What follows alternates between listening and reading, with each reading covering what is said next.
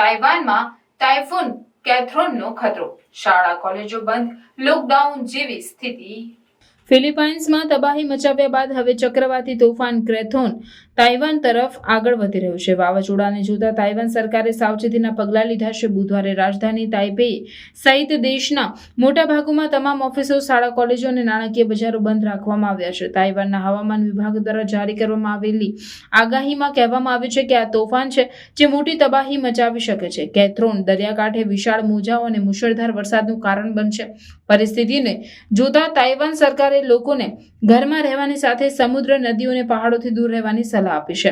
તાઇવાનના હવામાન વિભાગે જણાવ્યું હતું કે ગુરુવારે સવારે ટાઇફૂન કાહોનસુંગ અને તેના પડોશી શહેર તૈનાત વચ્ચે લેન્ડફોલ કરશે। ત્યારબાદ તે પશ્ચિમ કિનારે રાજધાની તાઇપેઈ તરફ આગળ વધશે। આ દરમિયાન તાઇવાન સરકારે તોફાનનો સામનો કરવા માટે 38,000 સેનાના જવાનોને સ્ટેન્ડ બાય મોડમાં તૈયાર રાખ્યા છે।